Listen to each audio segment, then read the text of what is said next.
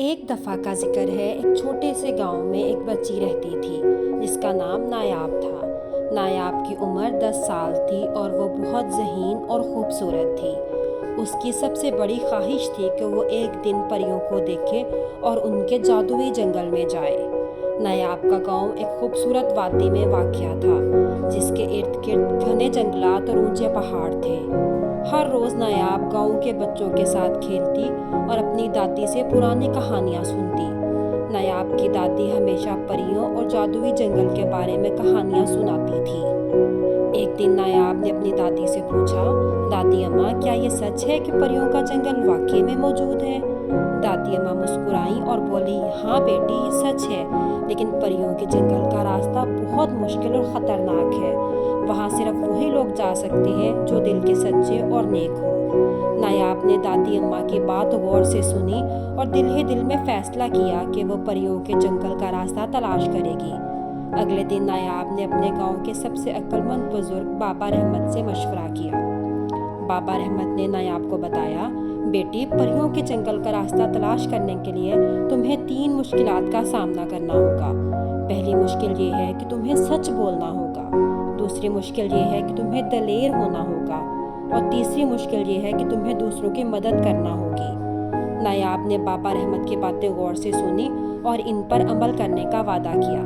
پھر وہ جنگل کی طرف روانہ ہوئی۔ راستے میں نایاب کو ایک بوڑھی عورت ملی جو بہت پریشان تھی۔ نایاب نے پوچھا، ماں جی، آپ کیوں پریشان ہیں؟ بوڑھی عورت نے کہا، بیٹی، میری بیٹی بیمار ہے اور میرے پاس اس کا علاج کروانے کے لیے پیسے نہیں ہیں۔ نایاب نے اپنی جیب میں موجود رقم نکالی اور بوڑھی عورت کو دے دی۔ بوڑھی عورت نے نایاب کو دعائیں دیں اور کہا، بیٹی، تمہاری مدد کی بدولت تمہارے راستے میں کوئی پریشانی نہ ہوگی۔ نایاب آگے بڑھی اور جلدی ایک گہرے دریا کے پاس جا پہنچی۔ دریا کو پار کرنا بہت مشکل تھا۔ نایاب نے دیکھا کہ دریا کے کنارے ایک بوڑھا آدمی کھڑا ہے جو پریشان نظر آتا ہے۔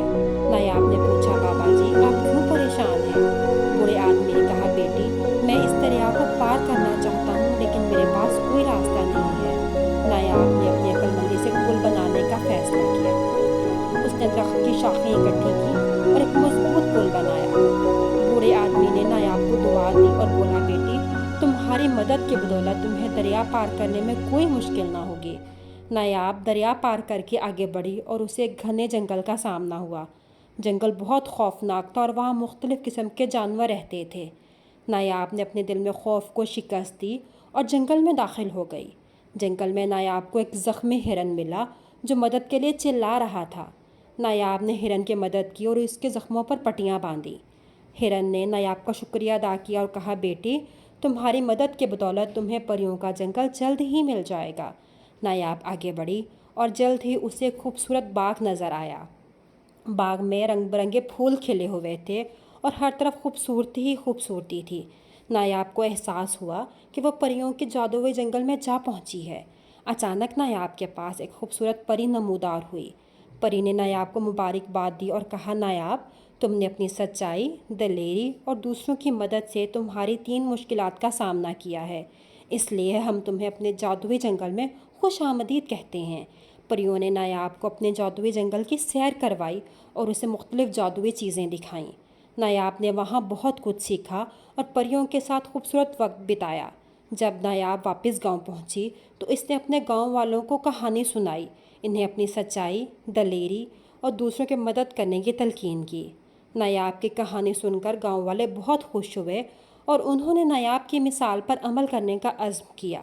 اس دن کے بعد نایاب کا گاؤں ایک خوبصورت جگہ بن گیا جہاں لوگ ایک دوسرے کی مدد کرتے اور سچائی پر عمل کرتے تھے۔ یوں نایاب کی محنت اور نیکی کی بدولت نہ صرف اس کی خواہش پوری ہوئی بلکہ اس کے گاؤں میں بھی خوشحالی آئی۔ نایاب کی کہانی ہمیں سکھاتی ہے کہ سچائی، دلیری اور دوسروں کی مدد کرنے سے ہمیں ہر مشکل کا سامنا کرنا آسان ہو جاتا ہے۔